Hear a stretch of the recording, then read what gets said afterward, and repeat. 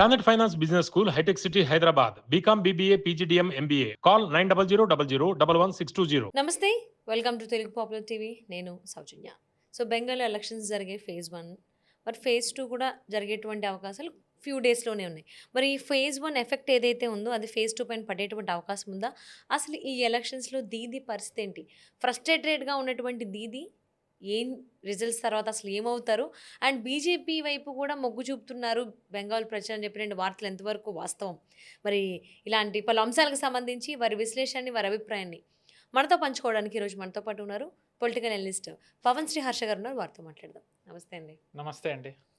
So Bengal ప్రజలు వాళ్ళు మనసు మార్చుకుంటున్నారు. దీదీ వైపు కాకుండా బీజేపీ వైపు మొగ్గు చూపుతున్నారు, మోదీ గారి వైపు అడుగులు వేస్తున్నారు అనేటువంటి వార్తలు ఎంతవరకు వాస్తవం? ఎందుకంటే నేను జరిగిన ఎలక్షన్స్లో బీజేపీ వైపే ఉన్నారు అనేటువంటి ఇండికేషన్స్ వస్తున్నాయని చెప్పి వార్తలు వస్తున్నాయి.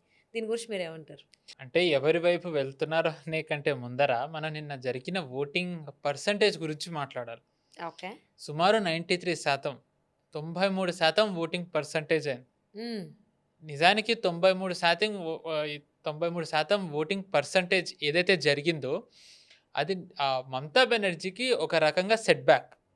ఎందుకంటే ఆవిడ ఏమంటూ వచ్చారు, ఓట్లు తీసేశారు, ఎవరికైతే ఆ ఓటర్లు లేరు, మీరు అన్ని ఓట్లు తీసేస్తే అలాగా సుమారు 91 లక్షల ఓట్లు పోయాయి, అంటే మీకు మీరే ఓటేసుకుందామని చెప్పని ఎన్ని కామెంట్స్ చేస్తారో మనం చూసాం. 93% అయ్యింది అంటే జనాలు వచ్చి ఓటు వేస్తేనే కదా. మనం 2021 లాగా బూత్ క్యాప్చరింగ్ చూడలేదు, దాని తర్వాత రిగ్గింగ్లో ఎవరు చేయలేదు, జనాలు చాలా ప్రశాంతంగా వచ్చారు, ఓట్లు వేసుకున్నారు, వెళ్ళారు. అంటే మమతా బెనర్జీ ఏదైతే ఓటర్లది తీసేశారో అనే నరేటివ్ నడపాలనుకున్నారో అది ప్రజలే బస్ట్ చేశారు.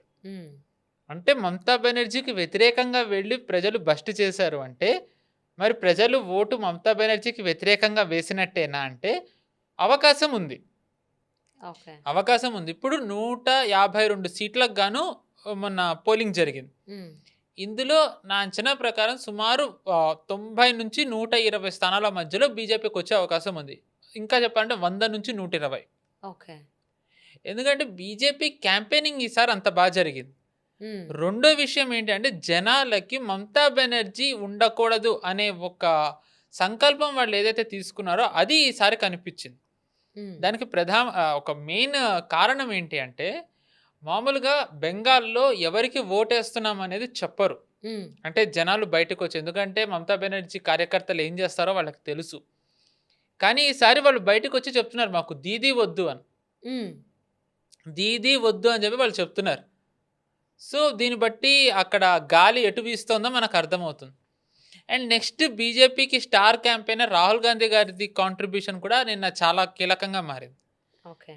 ఆయన ఇప్పటివరకు కాంగ్రెస్కి ప్రచారం చేయలేదు, కానీ లాస్ట్ డే వచ్చి ఆయన వీడియో మెసేజ్ ఒకటి రిలీజ్ చేశారు.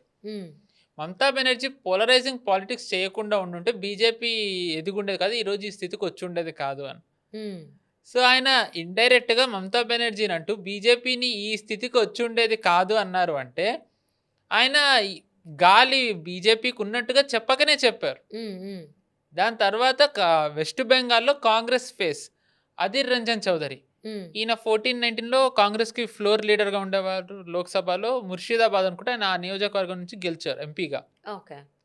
ఆయన అక్కడ బూతులు పరిశీలిస్తూ ఆయన నియోజకవర్గంలో ఆయన మీడియాకి బయట ఇచ్చారు. చాలా బాగా జరుగుతోంది ఓటింగ్, కేంద్ర బలగాలు చాలా బాగా చేస్తున్నాయి, కుడోస్ టు దెమ్ అని అన్నారు. అంటే సెంట్రల్ గవర్నమెంట్ ఆయన పొగిడారు. అంటే టీఎంసీని అనడంతో పాటు ఆయన బేసికల్గా అక్కడ ప్రజలు ప్రశాంతంగా ఓటింగ్ వేస్తున్నారని విపక్షంలో ఉన్న ఒక పార్టీ నుంచి అక్నాలెడ్జ్మెంట్ వచ్చింది. సో ప్యాటర్న్ కనుక చూసుకున్నట్టయితే దీని తర్వాత అమిత్ షా గారి నుంచి మెసేజ్ వచ్చింది, ట్వీట్. ఏమని? చాలా బాగా ఓటింగ్ జరిగిందని చెప్పి మామూలుగా ఏదైతే ఒక ట్వీట్ ఉంటుందో రాబోతున్నాం అన్నట్టుగా సటిల్ మెసేజ్ ఇచ్చారు. మమతా బెనర్జీ యాజ్ యూజువల్ ఆవిడ ఫ్రస్ట్రేషన్ బయట పెట్టుకుంటూ అరుస్తూ ఈసీ చాలా ఆటోక్రాటిక్గా చేస్తున్నారు, డిక్టేటర్గా మారారు, ఇది మేము ఒప్పుకోము, ఎస్ఐఆర్కి అన్ని ఎస్ఐఆర్కి వ్యతిరేకంగా ఓటింగ్ జరిగింది అన్నారు. ఎస్ఐఆర్కి వ్యతిరేకంగా ఓటింగ్ జరిగితే ఇంతమంది వేస్తారా? ఎందుకు వేస్తారు ఎస్ఐఆర్కి వ్యతిరేకంగా ఇంతమంది అసలు? అంటే వేరే రాష్ట్రాల్లో ఇప్పుడు తమిళనాడులో కూడా ఎస్ఐఆర్ జరిగింది. మీకు గతంలో చెప్పినట్టుగానే వెస్ట్ బెంగాల్ కంటే ఎక్కువ ఓట్లు తమిళనాడులో తీశారు. కానీ ఇది డీఎంకే గవర్నమెంట్ కూడా ఏం మాట్లాడలేదు. మమతా బెనర్జీ ఒక్కరే ఎస్ఐఆర్ గురించి మాట్లాడుతూ ఇప్పుడు కూడా వాళ్ళు ఎస్ఐఆర్దే పట్టుకుని అంటున్నారు. దానికి ఒక కారణం ఏంటి అంటే తమిళనాడులో వెస్ట్ బెంగాల్లో ఇప్పుడు టీఎంసీ కానివ్వండి, గతంలో సిపిఎం కానివ్వండి, వీళ్ళు గెలవడానికి ఒక కారణం ఏంటంటే డెడ్ ఓటర్స్. ఓకే. మామూలుగా ఎవరైతే చనిపోయినా ఓట్లో వాళ్ళ పేరు ఉండడం, ఇల్లు మారిపోయినా వేరే చోటకి వెళ్ళినా వాళ్ళ పేరు అక్కడ ఉండడం, డబల్ ఓట్స్, పైపెచ్చు రిగ్గింగ్ బోనస్, ఇవన్నీ చేసుకుంటూ సిపిఎం వచ్చింది. ఓకే. దీన్ని ఓ రకంగా బద్దలు కొట్టి టీఎంసీ వచ్చింది. ఇప్పుడు ఇవన్నీ ఆగిపోయాయి. బూత్ క్యాప్చరింగ్ అవ్వలేదు, డెడ్ ఓటర్స్ ఎస్ఐఆర్ నుంచి వెళ్ళిపోయారు, డబల్ షిఫ్ట్ అయిన వాళ్ళది తీసేశారు, దాని తర్వాత 2 చోట్ల ఉన్న వాళ్ళది తీసేశారు. సో మమతా బెనర్జీకి ఇప్పుడు వేసిన వాళ్ళలో ఈ 93% అధికంగా ఉన్నది నిజమైన ఓటర్లు. అవును. ఆ నిజమైన ఓటర్లు ఎటు వేశారనేది మమతా బెనర్జీ ఫ్రస్ట్రేషన్ మనకు ఒక చిన్న సందేశం ఇస్తున్నట్టుగా అనిపిస్తుంది. ఖచ్చితంగా వేశారంటే అది పార్టీలే చెప్పగలవు. భాగ్యనగరంలో కూర్చుని మనం ఖచ్చితంగా చెప్పాలంటే మనం ఓటింగ్ సరళి బట్టి ఒక అంచనాకి రావచ్చు. ఆ లెక్కన అంచనాకు వచ్చినట్టయితే బీజేపీకి ఇది చాలా అద్భుతంగా ఫేజ్ 1లో వాళ్ళకి సీట్లు వచ్చే అవకాశం కనిపిస్తుంది. ఓకే. సో 152 సీట్ల కానీ నేను చెప్పినట్టుగా సుమారు 100 నుంచి 120, 90 వేసుకోవచ్చు. బట్ మోడరేట్లో చూసుకున్నట్టయితే తక్కువ 90, మోడరేట్ 100 to 120. ఇంకా 120 దాటితే బోనస్, బట్ మరీ అత్యాశకి వెళ్ళకూడదు. సో 100కి పైగా వచ్చే అవకాశం ఉంది. అంటే మ్యాజిక్ నెంబర్కి వీళ్ళు 48-50 సీట్ల దూరంలో ఉంటున్నారు. సో దీని ప్రభావం తర్వాత ఫేజ్ మీద పడబోతోంది, ఖచ్చితంగా పడుతుంది. ఎందుకు అంటే ఒక రకంగా ఎస్ఐఆర్కి వ్యతిరేకంగా మమతా బెనర్జీ ఏదైతే క్యాంపెయినింగ్ చేస్తూ వచ్చారో, నిన్న పోలింగ్ జరిగినప్పుడు ఎక్కడా కూడా నా పేరు లేదు అని రాలేదు ఎవరు. మమతా బెనర్జీ ఓటు తీసేశారని అన్నప్పుడు మరి రావాలి కదా, ఆబ్వియస్లీ రావాలి కదా. కనీసం ముర్షిదాబాద్ ముస్లిమ్స్ ఎక్కడైతే అధికంగా ఉన్నారో వీళ్ళు అక్కడే తీసేశారని అన్నారు. దానికి చిన్న ఉదాహరణ ఆవిడ ఎంత అబద్ధం చెప్పారు అంటే, శంషేర్ గంజ్ అని అక్కడ ఒక కాన్స్టిట్యున్సీ ఉంది, రఘునాథ్ గంజ్ అని ఇంకో కాన్స్టిట్యున్సీ ఉంది. ఇక్కడ 80 నుంచి 90% ముస్లిమ్స్. ఈ 2 చోట్ల కూడా 90%కి పైగా ఓటింగ్ జరిగింది. మరి ముస్లిమ్స్ తీసేస్తే అంత ఓటింగ్ జరుగుతుందా? 80%కి పైగా ముస్లిమ్స్ ఉన్నారు అంటే వాళ్ళు ఎవరికి ఓటేస్తారో ప్రత్యేకంగా చెప్పక్కర్లేదు. వాళ్ళు బీజేపీకి వేయరన్న సంగతి అందరికీ తెలుసు. సో మరి అంటే మమతా బెనర్జీ ఏదైతే నరేటివ్ నడుపుతూ వచ్చారు ఎస్ఐఆర్, అది ఫేజ్ 1తోని పటాపంచలైపోయింది. జనాలు ఎక్కడా బయటికి రాలేదు మా ఓట్ లేదని. ముస్లింలు అధికంగా ఉన్న చోట కూడా పోలింగ్ బాగానే జరిగింది. సో మమతా బెనర్జీకి ఒక అడ్వాంటేజ్ ఒక్కటి ఏముందంటే, ఈసారి హుమాయూన్ కబీర్ ఫ్యాక్టర్ పనిచేయలేదు. వాళ్ళు అంటే హుమాయూన్ కబీర్ ఓవైసీ కలిపి ఉన్నప్పుడు ఏమన్నా జరుగుతుందా అన్న సందేహం ఉంది. అంటే ట్రైపోలర్ అయ్యి అక్కడ మేబీ బీజేపీకి అడ్వాంటేజ్ రావడము, కొన్ని చోట్ల ఓట్లు కట్ చేయడము ఇది అవ్వచ్చని. కానీ ఎప్పుడైతే వీళ్ళు ఒక ఏఐ వీడియో అంటున్నారు, మరి ఏదో ఒక స్టింగ్ ఆపరేషన్ చేశామని, హుమాయూన్ కబీర్ది ఎప్పుడైతే వీళ్ళు బయటకు తీశారో ఓవైసీ పొత్తు రద్దు చేసుకోవడంతో హుమాయూన్ కబీర్ ప్రభావం తగ్గింది. అయితే బీజేపీనే హుమాయూన్ కబీర్ని నిలబెట్టిందని ఏదైతే నరేటివ్ రన్ చేయాలనుకుందో మమతా బెనర్జీ, దాన్ని అమిత్ షా గారు బహిరంగంగానే పటాపంచలు చేశారు. ఇంకో 20-30 ఏళ్ళు మేము ప్రతిపక్షంలో ఉండడానికైనా సిద్ధం, కానీ బాబ్రీ మసీద్ కడతాము అన్న వాడితోనే మేము ప్రభుత్వం ఏర్పాటు చేయమని. ఇంతకంటే స్ట్రాంగ్ స్టేట్మెంట్ ఇవ్వక్కర్లేదు. సో మమతా బెనర్జీకి నరేటివ్ అక్కడ ఫెయిల్ అయింది, నరేటివ్ నడపడం ఫెయిల్ అయింది. కానీ హుమాయూన్ కబీర్ బలహీనపడడంతో ముస్లిం కన్సాలిడేషన్ ఒక్కవైపు జరిగింది. కానీ ఎటొచ్చి ఇప్పుడు హిందూ కన్సాలిడేషన్ అయ్యిందా అనే ప్రశ్న అందరిలో ఉంది. అఫ్కోర్స్ ఎవ్వరూ కూడా ఇప్పుడు మన దగ్గర ఇంకా డేటా లేదు కాబట్టి మనం ఏం చెప్పలేం. కానీ మనం 2024లో జరిగిన లోక్సభ ఎలక్షన్ది గనక మనం డేటా తీసుకున్నట్టయితే మనకు తెలిసిందే 2024లో బీజేపీకి ఆశించిన సీట్లు రాలే వెస్ట్ బెంగాల్లో. సుమారు 19 సీట్లు ఎన్నో వాళ్ళకి 2019లో వస్తే 2024కి వచ్చేసరికి తగ్గాయి, 12-15 సీట్లు ఎన్నో వచ్చాయి వాళ్ళకి. కానీ ఓటింగ్ పర్సంటేజ్ బీజేపీ పెంచుకోగలిగింది. 2021తో పోల్చుకుంటే ఓటింగ్ పర్సంటేజ్ పెంచుకోగలిగింది. అట్ ది సేమ్ టైం నియోజకవర్గాల వారీగా 2024 డేటా చూసుకున్నట్టయితే 294 సీట్లలోంచి సుమారు 170 సీట్లలో పైగా బీజేపీ ఆధిక్యంలో ఉంది. అంటే ఆధిక్యం ఇన్ ది సెన్స్ వాళ్ళ ఓటింగ్ పర్సంటేజ్ మెరుగుపరుచుకోగలిగింది. ఓకే. సో అంటే మెల్లమెల్లగా బీజేపీ అప్పటి నుంచే పనిచేయడం మొదలుపెట్టింది గ్రాస్ రూట్స్లో. సో మరి దాని ప్రభావం ఇప్పుడు కనిపించేటప్పటికి ఇంకా ఎస్ఐఆర్ అవ్వలేదు. ఇప్పుడు ఎస్ఐఆర్ జరిగింది, యాంటీ ఇన్కంబెన్సీ పెరిగింది, బీజేపీ ఒక వయబుల్ ఆల్టర్నేటివ్గా ఎమర్జ్ అయింది. సో క్యాంపెయినింగ్ బాగుంది, అభ్యర్థులు బాగానే చేశారు. ఈసారి మైండ్ గేమ్ కూడా బాగానే ఆడారు. మమతా బెనర్జీని ఫ్రస్ట్రేషన్లో పెట్టి బీజేపీ వాళ్ళు జార్మూరి తింటూ వాళ్ళు హ్యాపీగా తిరుగుతూ రోడ్ షోలు చేసుకున్నారు. సో ఈసారి ఏంటంటే బీజేపీ వైపు నుంచి చాలా ఫ్లాలెస్ క్యాంపెయినింగ్ జరిగింది. సో ఆ ప్రభావం ఇక్కడ పడే అవకాశం ఉంది ఫేజ్ 1లో ఈ వాళ్ళకి ఇన్ని సీట్లు రావడానికి. అండ్ ఇంకొకటి ఎందుకు నేను 100కి పైగా సీట్లు వచ్చే అవకాశం ఉందని అంటున్నానంటే 77 సీట్లు బీజేపీకి 2021 అసెంబ్లీ ఎలక్షన్స్లో వచ్చాయి. దాంట్లో సుమారు 59 సీట్లు బీజేపీ ఏదైతే గెలిచిందో ఆ సీట్లన్నీ ఫేజ్ 1లో వచ్చేసాయి, ఇప్పుడు నిన్న అయిపోయాయి. ఓకే. సో అంటే మిగిలిన 93 సీట్లలో 92 సీట్లు మమతా బెనర్జీ గెలిచింది. సో మమతా బెనర్జీకి నిజానికి అడ్వాంటేజ్ ఉన్న సీట్లలో మరి బీజేపీ ఎలా 100 సీట్లు గెలుస్తుంది అని అంటే దానికి ఒక చిన్న ఎనలైజేషన్, అంటే మనం అగైన్ అర్థమెటిక్ చూసుకున్నట్టయితే 2021లో ఈ 92 సీట్లలో ఎక్కడైతే బీజేపీ ఓడిపోయిందో దాంట్లో 20 నుంచి 30 సీట్లలో బీజేపీ ఓడిపోతే అందులో కేవలం ఓటు డిఫరెన్స్ 5,000 ఓట్లే. ఓకే. కేవలం 5,000 ఓట్లతో 20 నుంచి 30 సీట్లలో బీజేపీ ఓడిపోయింది. 2024కి వచ్చేసరికి లోక్సభ ఎలక్షన్లో మనం అసెంబ్లీ కాన్స్టిట్యున్సీస్ వారీగా మనం చూసినట్టయితే సుమారు 3,000 ఓట్ల తేడాతోని 10 నుంచి 20 సీట్ల మధ్యలో ఓడిపోయింది. అంటే 20 నుంచి 30 నుంచి మనం 15 వేసుకుని 10 నుంచి 20లోంచి 10 వేసుకున్న 25 ఇక్కడ వస్తాయి. 59కి 59 వచ్చిన 84. దాని తర్వాత ఈసారి ఓటర్లది డెడ్ ఓటర్స్ ఏదైతే ఉన్నారో వాళ్ళందరూ వెళ్ళిపోయారు. ఎస్ఐఆర్ ద్వారా మమతా బెనర్జీకి ఎప్పుడు ఏవైతే రిగ్గింగులు చేసుకుంటారో అవి జరగలేదు. యాంటీ ఇన్కంబెన్సీ ఉంది, జనాలు ఓటేశారు. సో ఇంకొక 20 సీట్ల నుంచి 30 సీట్లు బీజేపీ ఇక్కడ తెచ్చుకునే అవకాశం ఉంది. అందుకనే నేను అంటుంది ఏంటంటే 100 సీట్లకి పైగా వచ్చే అవకాశం ఉందని అంటున్నా. మరి మనకు May 4th తెలుస్తుంది. అండ్ ఫేజ్ 1లో ఏవైతే మమతా బెనర్జీ గారు తీసుకునేటువంటి పాయింట్స్ ఏవైతే ఉన్నాయో బీజేపీకి ఆపోజిట్గా, అంటే ఎస్ఏఆర్ది ఓటర్స్ది కావచ్చు, అది ఇప్పుడు తెలిసిపోతుంది. ఇన్ కేస్ అంతమంది ఓటర్లు లేకపోతే ఇష్యూస్ జరిగి ఉండాలి. నా ఓట్ లేదని రావడం కానీ, ఆర్ఎల్స్ లేదు అని అంటే నాది వేరే వాళ్ళు వేశారని గాను సంథింగ్ ఏదో ఒక ఇలా ఇష్యూ రావాలి. అలా రాలేదు. బట్ 93% అనేది ఓటింగ్ వచ్చింది అంటే it's not a small thing. Historic అసలు అంటే రిమైనింగ్ స్టేట్స్లో కూడా మనం చూసుకున్నట్లయితే 93% అనేది ఈ మధ్య కాలంలో నమోదైంది, చాలా తక్కువ.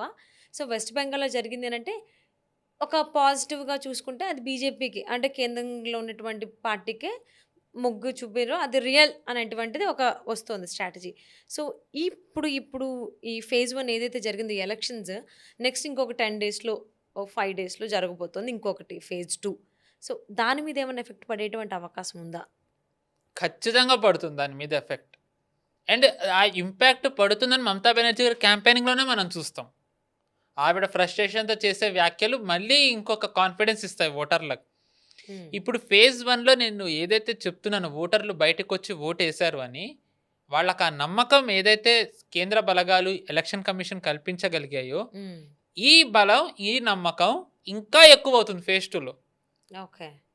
జనాలు ఎవరైతే మమతా బెనర్జీ వద్దనుకుంటున్నారో వాళ్ళు మేము ధైర్యంగా బయటికి వచ్చి ఓటు వేయగలం, మాకు కేంద్ర బలగాలు అండగా ఉన్నాయి కాబట్టి మేము సురక్షితంగా ఉంటాము అనే నమ్మకం వాళ్ళకు వస్తుంది. ఓకే. సో ఈసారి ఫేజ్ 2లో లాస్ట్ టైంలో లాగా మరీ తక్కువ సీట్లు వచ్చే అవకాశం లేదు. కానీ ఒకవేళ నేను ఇందాక చెప్పినట్టుగా 100 నుంచి 110 సీట్లు వచ్చినట్టయితే బీజేపీ ఎక్కువగా అక్కడ శ్రమ పడక్కర్లేదు. అంటే వాళ్ళు ఎవ్రీ సీట్ శ్రమ పడతారు, కానీ వాళ్ళ ఫోకస్ ఎక్కువగా సెలెక్టివ్ సీట్ల మీదే ఉంటుంది. సో ఆ సీట్లు గెలిచారంటే వాళ్ళకి మెజారిటీ వస్తుంది. అండ్ అలాగే ఫేజ్ 2లో మోస్ట్లీ మమతా బెనర్జీకి కంచుకోటగా ఉన్నటువంటి కొన్ని ప్రాంతాలు కూడా ఉన్నాయి. సో వాటిలో ఏమైనా మార్పులు చేర్పులు రావచ్చా, లేకపోతే అలానే ఉండొచ్చా? ఈసారి వాటిల్లో మార్పులు చాలా జరిగే అవకాశం ఉంది. ముఖ్యంగా కలకత్తాలో రాబోతున్నాయి ఎలక్షన్స్. ఫేజ్ 2లో కలకత్తా కూడా ఉంటుంది. ఈ కలకత్తా రీజన్లో 14 సీట్లు ఉంటాయి అసెంబ్లీవి. ఓకే. 2021లో బీజేపీ 14 సీట్లు గెలిచింది. హ్మ్. ఎంపీలో వచ్చేసరికి ఇవి 2 సీట్లు. Calcutta north, Calcutta south. TMC మళ్ళీ 2 గెలిచింది. గెలిచినప్పుడు ఓటు శాతంతో గెలిచిందంటే 6 లక్షల ఓట్ల మెజారిటీ. అంటే మొత్తం 14 సీట్లు చూసుకుంటే. హుహు. ఎస్ఐఆర్ ద్వారా ఈ ఈ 14 సీట్లలో తీసేసిన ఓట్లు 6 లక్షలు. ఓహ్! ఓకే. అండ్ మమతా బెనర్జీకి ఇప్పుడు ఫ్రస్ట్రేషన్ ఇంకా పెరిగే అవకాశం ఒకటేముందంటే ఆ 14 సీట్లలో ఒకటి భవానీపూర్. హుహు. సో, ఆల్రెడీ ఫ్రస్ట్రేషన్‌తో ఫేజ్ 2లోకెళ్ళే మమతా బెనర్జీకి భవానీపూర్‌లో గెలుస్తానా లేదా అనే ఒక భయం కూడా ఉంటుంది. హ్మ్. అండ్ ఫేజ్ 1లో బాగా మనం ప్రదర్శన చూపించాం కాబట్టి రెట్టింపు ఉత్సాహంతో బీజేపీ ఫేజ్ 2లోకి దిగే అవకాశం కూడా ఉంటుంది. హ్మ్.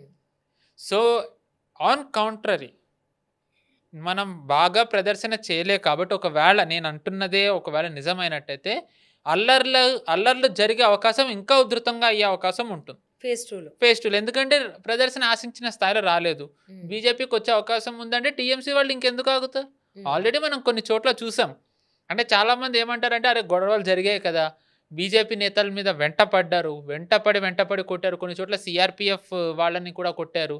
బీజేపీ కార్యకర్తల్ని పొడిచారు అని. దురదృష్టవశాత్తు అది చాలా చెదురుమదురు ఘటన అని అన్నారు. హ్మ్. బెంగాల్‌లో ఈసారి ఎలక్షన్‌ది చాలామంది పెద్ద అచీవ్‌మెంట్ ఏంటని లోకల్ బెంగాలీస్ ఏమంటున్నారంటే ఈసారి ఒక్క మర్డర్ జరగలేదు. అదే పెద్ద అచీవ్‌మెంట్ అంటున్నారు. ఓహ్!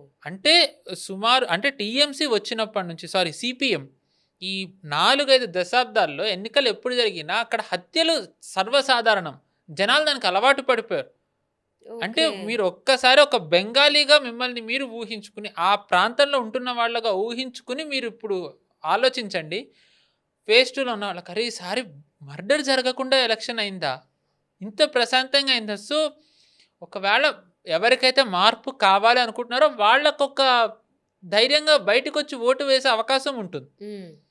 మరొక కారణం ఏంటంటే 2021లో ఎలక్షన్స్ జరిగినప్పుడు 1 గంట అయ్యేసరికి బీజేపీ కార్యకర్తలు, బూత్ ఆఫీసర్స్ ఎవరైతే ఉంటారో బూతుల దగ్గర ఉండాల్సిన వాళ్ళు లేరెవ్వరు. ఓహ్!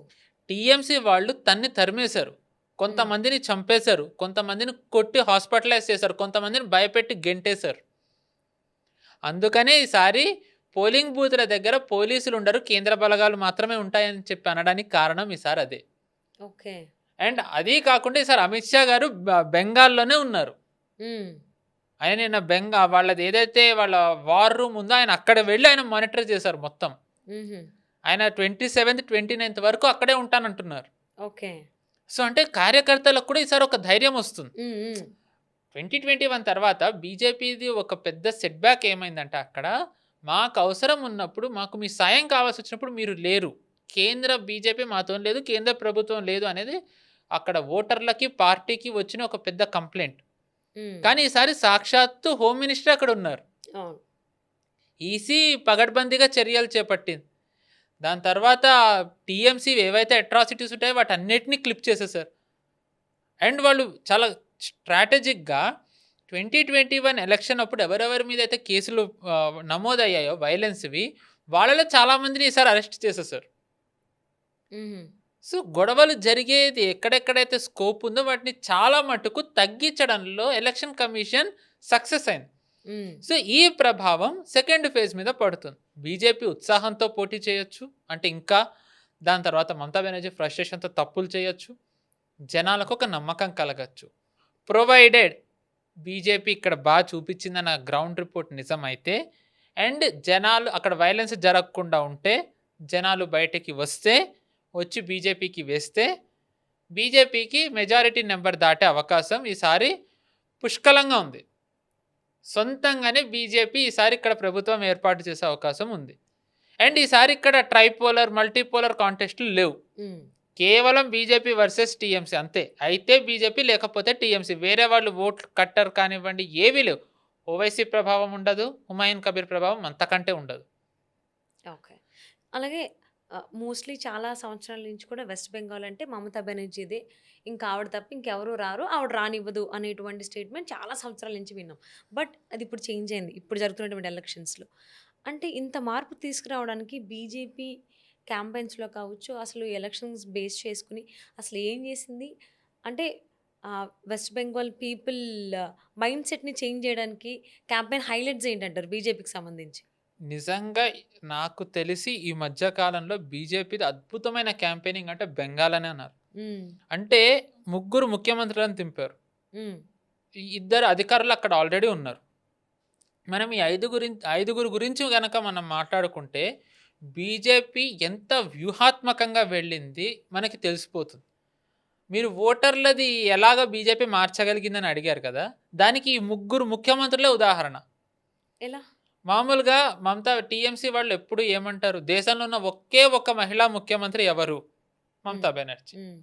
కానీ ఈసారి ఇంకొక ఆల్టర్‌నేటివ్ ఎవరు? రేఖా గుప్తా. యెస్. ఇటీవల 1 ఇయర్ బ్యాకే అయ్యారు ఆవిడ ఢిల్లీకి. అవును. అండ్ ఆవిడ సో, ఆల్టర్‌నేటివ్ మహిళా ముఖ్యమంత్రిని మేము చేశామని చెప్పి చూపించారు. హ్మ్. కానీ మరి డెవలప్‌మెంట్ ఇక్కడ రేఖా గుప్తా గారు చేశారు. నిజంగానే డెవలప్‌మెంట్ జరిగింది. హ్మ్. హ్మ్. ఉదాహరణకి ఢిల్లీలో మనకి కొన్ని ఏరియాస్‌లో జనాలకున్న పెద్ద కంప్లెయింట్ ఏంటి అంటే వైర్స్ అన్నీ జిగ్‌జాగ్ ఉంటాయని. మాకు చాలా కష్టంగా ఉందని. అది ఆవిడ అడ్రెస్ చేసి వైర్స్ అన్నీ కూడా మనకి వెస్టర్న్ దేశాలు ఎలా అయితే ఇలా ఒక ఆర్డర్ ఉంటుందో లైన్‌గా ఇలా కాకుండా ఇలాగే వెళ్ళేలాగా హ్మ్. అది చేయించడంలో ఆవిడే శ్రద్ధ చూపించారు. ఓకే. అంటే గవర్నెన్స్ చూపించారు. దాని హ్మ్. తర్వాత Mamata Banerjee main asset freebies. ఈవిడ ఫ్రీబీస్ ఇవ్వకపోయినా పథకాలు అంటే తక్కువ ధరకే భోజనం వచ్చేలాగా హ్మ్. అటల్ యోజననో ఏదో వీళ్ళొకటి మొదలుపెట్టారు ఢిల్లీలో. చాలా స్టాల్స్ కూడా వీళ్ళు ప్రచారం చేశారు. ఓకే.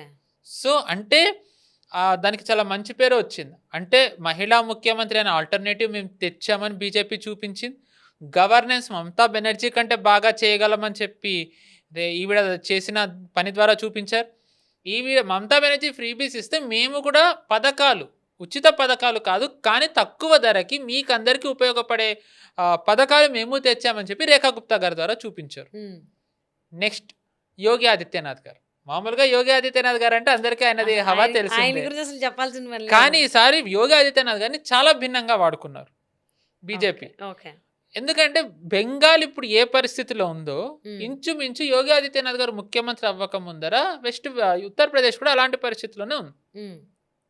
బీమారు రాజ్, గూండా రాజ్, సో అన్ని ఇలాంటివే పేర్లు. కానీ అలాంటి రాష్ట్రానికి ఒక ముఖ్యమంత్రి అయిన తర్వాత ఆయన దాన్ని అభివృద్ధి చేయాలనుకున్నారు.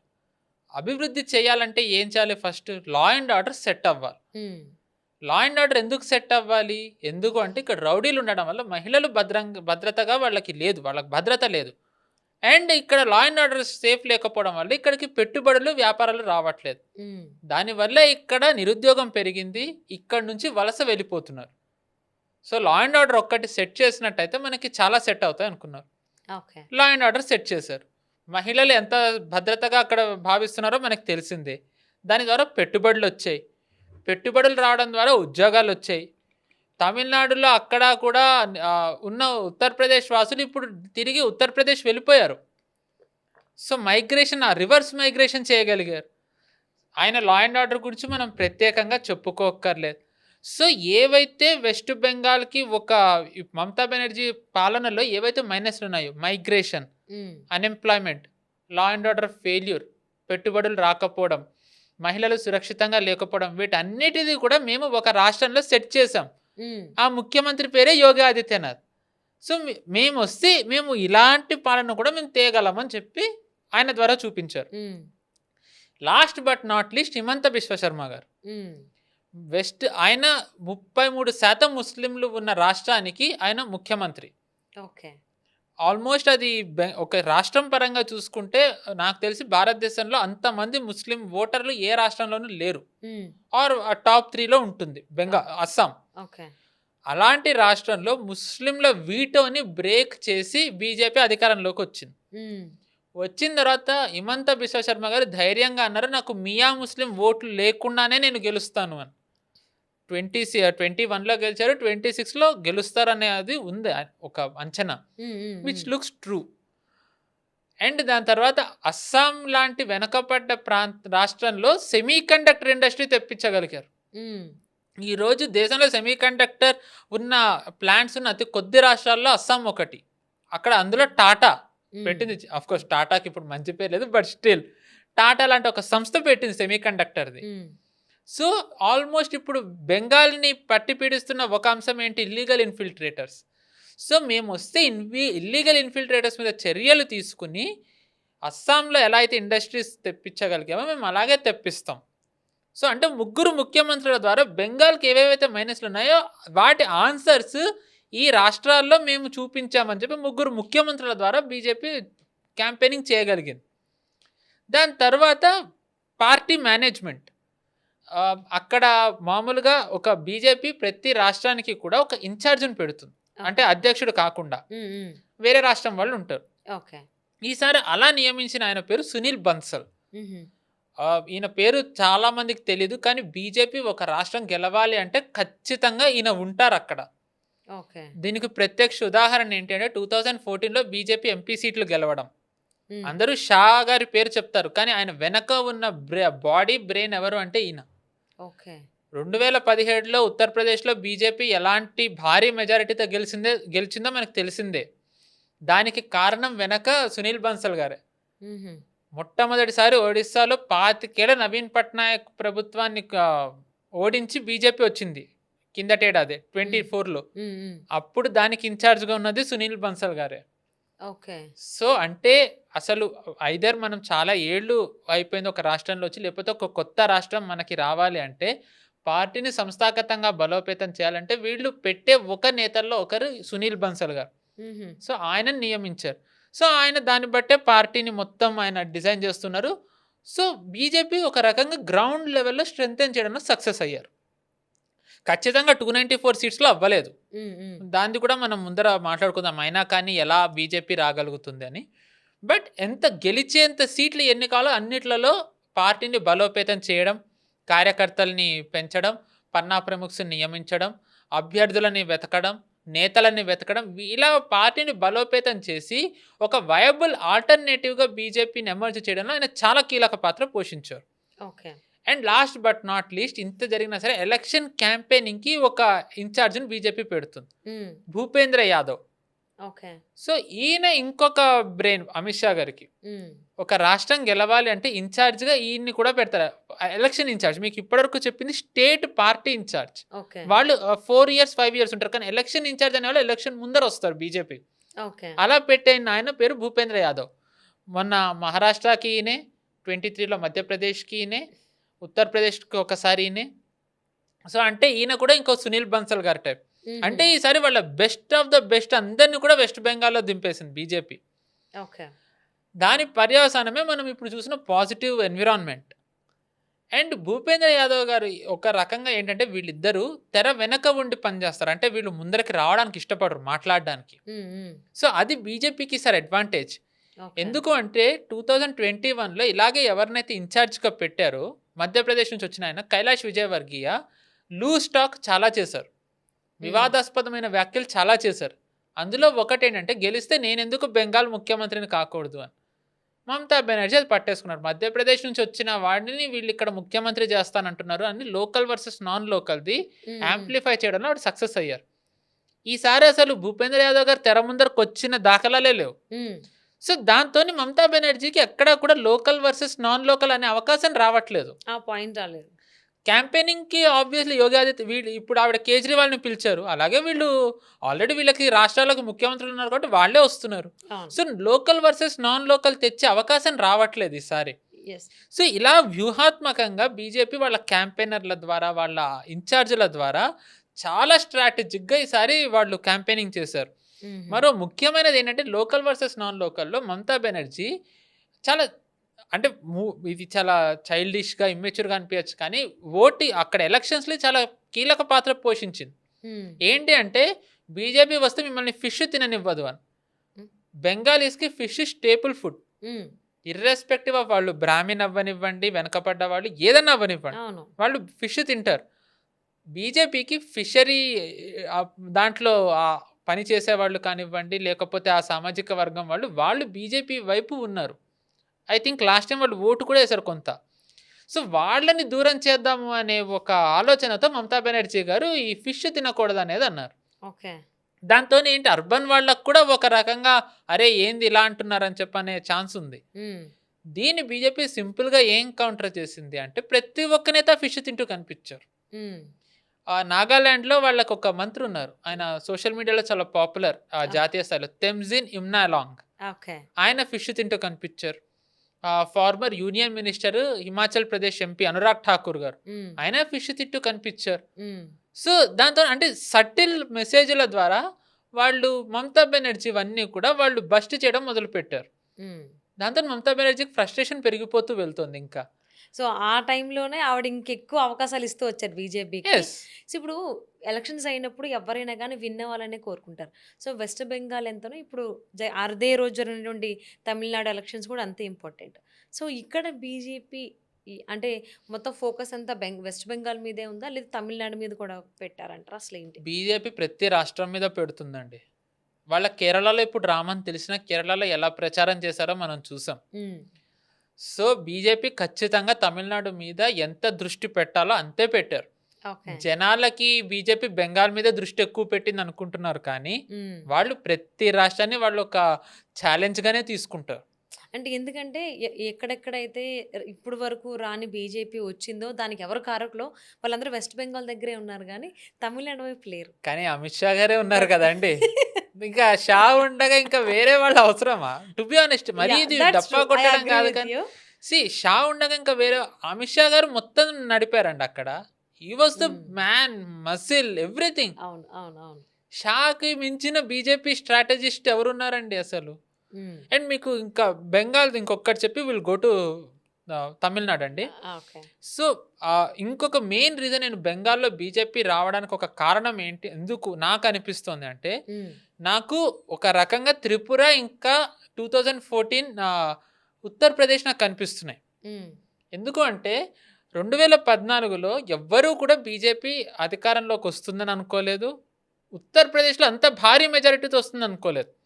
80 సీట్లు ఎంపీ సీట్లు ఉంటే 73 సీట్లు బీజేపీ గెలిచింది. దానికి ముందర ఐ థింక్ వాళ్ళు 10-20 కూడా రాలేదు, ఆర్ అన్నీ వచ్చాయో. అంటే వాళ్ళ జంప్ ఎంత పెరిగిందో ఒక్కసారి చూడండి. ఎలా వెళ్ళింది అంత జంప్ అంటే ఇట్ వాజ్ అమిత్ షా. ఆయన అక్కడ కూర్చున్నారు, ఆయన లిటరల్లీ వెస్ట్ బెంగాల్లో ఉండి ఆయన వెస్ట్ బెంగాల్ గ్రౌండ్ని మొత్తం అనలైజ్ చేశారు సునీల్ బన్సల్ గారితో. అసలు ఏం చేస్తే మనం వస్తాము అని. చివరికి బీజేపీ వాళ్ళకు కూడా నమ్మకం లేదు బెంగాల్లో వస్తారని. అమిత్ షా గారు అలాంటి రిజల్ట్ తెచ్చి చూపించారు.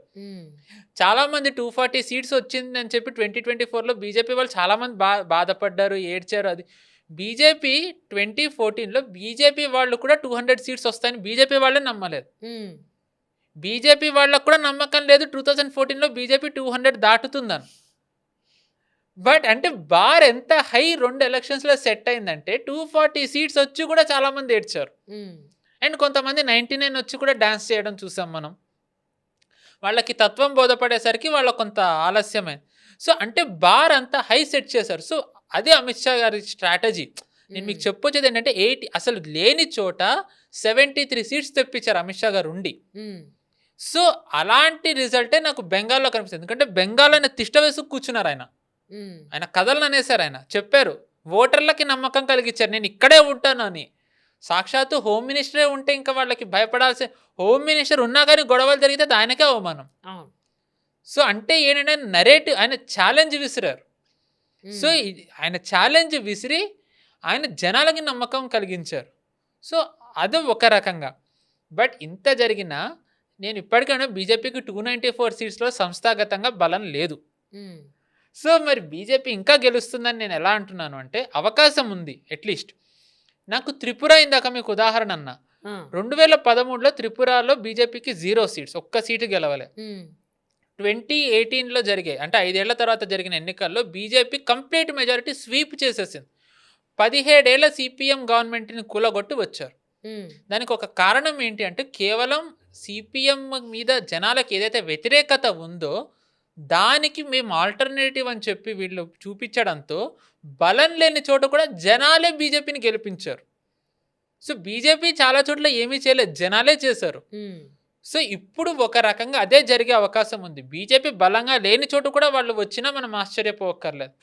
అది బీజేపీ ఘనత ఉంది, నేను తప్పుపట్ట మీకు ఇప్పుడే ఇంత చెప్పాను. కానీ జనాలకి మమతా బెనర్జీ మీద ఉన్న ఒక కోపం, ఒక ఫ్రస్ట్రేషన్ కూడా ఈసారి కారణం అవ్వచ్చు. దానికి లా అండ్ ఆర్డర్ సెట్ చేయడం ద్వారా, అమిత్ షా గారు ఉండడం ద్వారా ఆయన ఏం చేయాలో ఆయన చేస్తున్నారు. సో అందుకని నా ఫీలింగ్ ఏంటంటే బెంగాల్లో బీజేపీ వచ్చే అవకాశం ఉందని. నో కమింగ్ టు తమిళనాడు, మీరు అన్నట్టుగా నేను చెప్పినట్టు తమిళనాడులో కూడా బీజేపీ అలా అంతే శ్రద్ధ పెట్టింది. ఎందుకు అంటే బీజేపీ ఎలక్షన్ 2021 కాదు, 2029లో ఎంపీ సీట్స్ గెలవడం. ఇప్పుడు మనకి 5 టాప్ 5 ఎంపీ సీట్స్ ఉన్న స్టేట్స్ చూసుకుంటే ఫస్ట్ మనకి మహారాష్ట్ర, ఉత్తరప్రదేశ్ వస్తుందండి 80, తర్వాత మహారాష్ట్ర 48, దాని తర్వాత మనకి బెంగాల్ 42, బీహార్ 40, తమిళనాడు 39. అంటే ఉత్తరప్రదేశ్ తీసేస్తే మిగిలిన 4 రాష్ట్రాల్లో కూటమిలోనే బీజేపీ గెలవగలదు. మహారాష్ట్రలోను బీహార్, బెంగాల్ మనం చూసాం మనకేమీ లేదు, అండ్ తమిళనాడు అసలు అస్తిత్వమే లేదు. 2029లో ఇది మారాలి అంటే ఏం చేయాలి? అధికారంలోకి రావాలి. ఆల్రెడీ బీహార్లో బీజేపీ ఇప్పుడు బిగ్ బ్రదర్ అవ్వడంతో కథ మారే అవకాశం ఉంది. మహారాష్ట్రలో కూడా ఇప్పుడు షిండే వర్గం ఒకటి, అంటే శివసేన చీలింది, ఎన్సీపీ చీలింది, కాబట్టి ఈసారి 29లో బీజేపీ ఎక్కువ సీట్లు గెలిచే అవకాశం ఉంది. సో ఇంకా మిగిలిన తమిళనాడే. సో తమిళనాడులో బీజేపీ ఎక్కువ సీట్లు పోటీ చేయాలి అంటే వాళ్ళు అధికారంలోకి రావాలి ఫస్ట్. ఒకవేళ అధికారంలోకి వస్తే గ్రౌండ్ సెట్ చేసుకోవచ్చు. గ్రౌండ్ సెట్ చేసుకుంటే వాళ్ళకి ఎక్కువ సీట్లు వచ్చినట్టయితే ఆ ప్రభావం కేవలం 2029 ఎలక్షన్ మీదే కాకుండా రాజ్యసభకి ఎవరినైనా పంపించాలి అంటే కూడా వాళ్ళకి అది ఉపయోగపడుతుంది కదా, ఏఐడిఎంకి కూటమి ఉంది కాబట్టి. అండ్ ఇక్కడ గనక వీళ్ళు ఇప్పుడు బాగా బలం చూపించగలిగితే తర్వాత ఎలక్షన్ 2031లో అసెంబ్లీ జరిగినప్పుడు మేబీ బీజేపీ ఏమన్నా ఇంకా బిగ్ బ్రదర్ అవ్వచ్చు, ఆర్ లేకపోతే ఇంకా మంచి ఫలితాలు చూపించచ్చు, నెక్ టు నెక్ రావచ్చు. బీహార్లో మొన్నటి వరకు ఎలా ఉందో ఇప్పుడు కొన్ని సీట్లే ఉంది, మహా అయితే 27 సీట్లలో పోటీ చేసింది 234లో. నెక్స్ట్ టైం 50-70 సీట్లలోనూ పోటీ చేయొచ్చు. సో అంటే పెంచుకోవాలి అంటే వాళ్ళకి ఇదే మెయిన్ ఛాన్స్. ఎందుకంటే ఇప్పుడు ఏఐడిఎంకేలో ఫేస్ లేరు, జయలలిత లాంటి వాళ్ళు లేరు, స్టాలిన్కి వయోభారంతో ఎక్కువ కాలం ఉండలేరు. సో ఇదే గోల్డెన్ ఆపర్చునిటీ బీజేపీకి. సో అందుకే వాళ్ళు మొత్తం పెట్టారు. అగైన్ ఇప్పుడు మరి నిన్న జరిగిన ఓటింగ్ శాతంతో అక్కడ కూడా చాలా అద్భుతంగా జరిగింది, 84%, 85% అయింది. It was a record. So కానీ ఎవరు గెలుస్తారు అనేది మాత్రం బెంగాల్ ఒక ప్రశ్న ఇంకా. ఎందుకంటే విజయ్ ఫ్యాక్టర్ ఎవరిది చీలుస్తుంది అనేది చెప్పడం కష్టం. ఎందుకంటున్నానంటే విజయ్ అక్కడ తను ఓపెన్గా తన క్రిస్టియన్ ఫేత్ ఏదైతే ఉందో దాన్ని చూపించారు. తప్పు లేదు, అది ఎవరిది వాళ్ళు చూపించుకోవచ్చు. ఆయన చర్చ్కి వెళ్ళి మోకాళ్ళ మీద నడుస్తూ, ఆయన ఎక్కడైతే పోటీ చేస్తున్నారో తిరిచి అని అక్కడ జోసెఫ్ విజయ్ అని చెప్పి చెప్పుకుంటూ ఆయన చేశారు. సో ఆయన మైనారిటీ ఓట్లు గనక లాగినట్టయితే ఆ మైనస్ డిఎంకేకి పడుతుంది. కానీ అలాగే ఆయన 2 బ్రాహ్మిన్ క్యాండిడేట్లను కూడా నిలబెట్టారు. సరే, బ్రాహ్మిన్ క్యాండిడేట్ని తమిళనాడులో నిలబెట్టడం చాలా పెద్దది. ఎందుకు అంటే ఈ ఏదైతే పెరియార్ ఉద్యమం, ఈ ద్రవిడవాదం వచ్చిందో దాని ముందర వరకు బాగానే ఉన్న బ్రాహ్మిన్ ఎమ్మెల్యేలు తర్వాత సుమారు 20 నుంచి 10 నుంచి 2 నుంచి ఇప్పుడు అసలు లేరు ఎవరు, ఇవ్వడానికి కూడా భయపడతారు. అలాంటి చోట విజయ్ 2కి ఇచ్చాడు.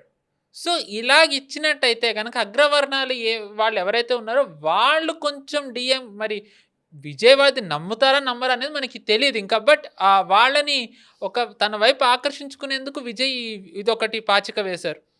తర్వాత ఆయన సినిమా స్టార్ అవ్వడంతో జెన్జీ, అన్ఎంప్లాయిడ్ యూత్, దాని తర్వాత వీళ్ళందరూ ఆయన వైపు వెళ్ళే అవకాశం ఉంది. అంటే బేసికల్లీ యాంటీ ఇన్కంబెంట్ ఓట్స్ ఏవైతే ఉంటాయో అవి ఆయన వైపు వెళ్ళే అవకాశం ఉంది. సో ఆయన ఎవరి ఓట్లు చీలుస్తారు అనేది మనం వేచి చూడాలి, రిజల్ట్స్ వరకు వెయిట్ చేయాల్సిందే. ఎస్, బట్ డిఎంకే రావడం ఈసారి కొంచెం కష్టం. డిఎంకేకి ఈసారి అవకాశాలు కొంచెం కఠినంగానే ఉన్నాయి, వాళ్ళంతా రాకపోవచ్చు. కానీ ఏఐడిఎంకే వస్తుందా అదే, అంటే ఎన్డీఏ క్లీన్ స్వీప్ చేస్తుందా అంటే పూర్తి మెజారిటీ, అది మనం వేచి చూడాలి. విజయ్ ఏమన్నా వీళ్ళతోని కలుస్తారా, విజయ్ ఎన్డీఏ కలిపి ఏమన్నా ప్రభుత్వం ఏర్పాటు చేసే అవకాశం ఉందా, లేకపోతే డిఎంకే విజయ్ కలుస్తారా ఏంటి అనేది నాకు తెలిసి మనం May 4th రోజు చూడాలి. ఆబ్వియస్లీ ఎలక్షన్స్లో ఎప్పుడు ఏం జరుగుతుంది పాలిటిక్స్లో చెప్పలేము. సో వెస్ట్ బెంగాల్ phase 1లో జరిగిన రిజల్ట్ అయితే బీజేపీ వైపే ఉంది అన్నట్టుగా అనిపిస్తుంది. సో ఇక్కడ జరిగిన తప్పులు మళ్ళీ సరిదిద్దుకుని మరి phase 2లో గెలవడానికి ఏమన్నా మమతా బెనర్జీ ట్రై చేస్తారా, లేదా ఇలాగే ఫ్రస్ట్రేట్ అయ్యి బీజేపీకి మంచి అవకాశాలు అందిస్తారా? అండ్ మోర్ ఓవర్ ఈ తమిళనాడు ఎలక్షన్స్లో ఎవరెవరు ఎటువైపు ఉన్నారు, సో మరి విజయ్ ఎంతవరకు ఓట్లని చీల్చారు, అసలు ఎవరిని చీల్చారు అనేది రిజల్ట్స్ వరకు వెయిట్ చేయాల్సిందే. విల్ సీ ఏం జరుగుతుంది ఏంటి అనేది. థ్యాంక్ యూ సో మచ్ అండి. థ్యాంక్ యూ నమస్తే. అండి. నమస్తే.